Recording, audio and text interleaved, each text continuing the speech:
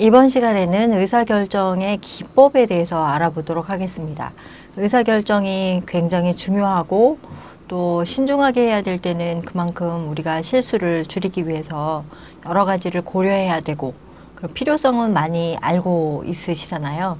그러면 어떤 잘하는 사람들이 쓰는 비법이 있는 거야 라고 한다면 비법까지는 아니더라도 누구나가 요러요러한 단계를 밟아서 준비한다면 의사결정을 잘 할 수 있어 라는 게 있을 수 있겠죠.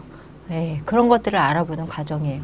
그래서 제일 첫 번째가 무엇인가를 결정할 때 중요한 게 뭔가요? 상황을 좀 정확하게 판단해서 문제를 명료화해 내는 게 제일 중요하죠. 그래서 상황에 대한 이해가 뭔가 정확하고 분명할수록 그 상황하고 관련시켜서 내가 뭘 해야 되는지, 뭘 내가 채우고 싶어 하고 챙겨야 되고 뭘 피해야 되고 이런 것들이 분명하게 되는 거죠. 그런 것들이 목표가 될 수 있는 것들이잖아요.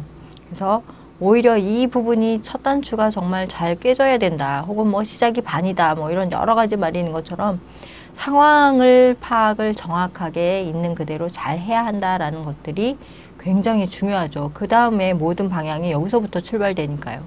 그렇죠? 그래서 정보 수집도 하고 뭐 여러 가지가 있잖아요. 그래서 자기가 정말 이 상황이 어떤 상황인데 내가 원하는 건 뭐다라는 것들이 분명하게 제시될수록 다음 단계가 좋아지는 거죠. 그래서 두 번째 단계를 보면 대안을 탐색해 보는 단계가 있는데 그럼 내가 원하는 게 이거야. 이 상황에서 나는 여기까지는 적어도 내가 좀 해결이 됐으면 좋겠어. 혹은 이런 방향으로 갔으면 좋겠어 라는 것들이 있다면 그러기 위한 방법들을 이제 찾아야 되는 거죠. 그러다 보니까 그러면 뭐 다른 사람들은 이런 비슷한 상황에서 이전에 어떻게 해왔대? 이런 것도 알아보기도 하고 그렇죠. 우리가 그런 거 항상 물어보잖아요.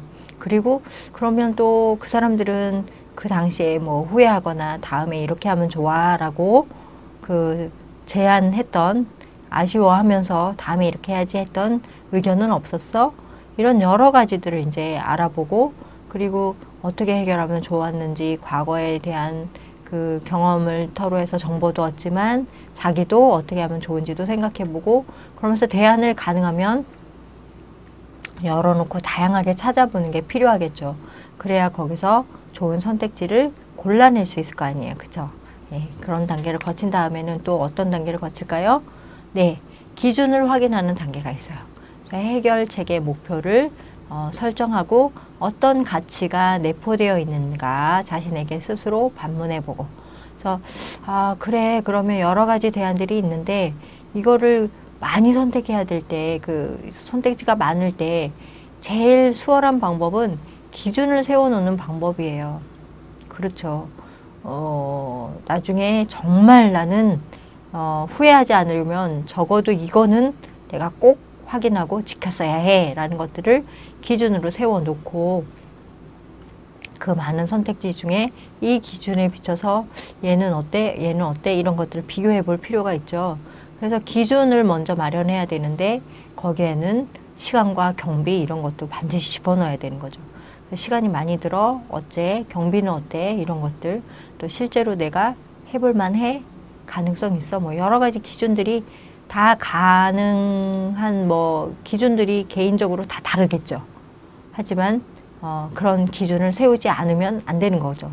그러면 아무래도 나중에 그걸 미처 생각하지 못했어. 왜 고려하지 않았을까? 이런 부분 생기잖아요. 그래서 요거를 이제 기준 세우고 그 다음에는 뭘 해야 되나요? 예, 그 기준에 따라서 지금 많이 뽑아놓은 그 선택지들, 대안들을 다 비교 평가해야죠. 그 다음에 이제 가장 평가해 보니까 제일 점수로 하셨으면 점수가 제일 우수한 거 이런 것들을 이제 결정하시면 되겠죠. 그래서 2단계에서 제시된 각각의 대안을 설정해 나온 기준으로 각각 비교해 보면서 각각 대조해서 어떤 평가치를 내고 최종적으로 판단해내는 그런 과정이 있는 거예요. 대안을 적용할 때 위험성이 있는지, 위험성은 어느 정도 있는지 정도는 그 가능성은 어느 정도인지 이런 것들을 다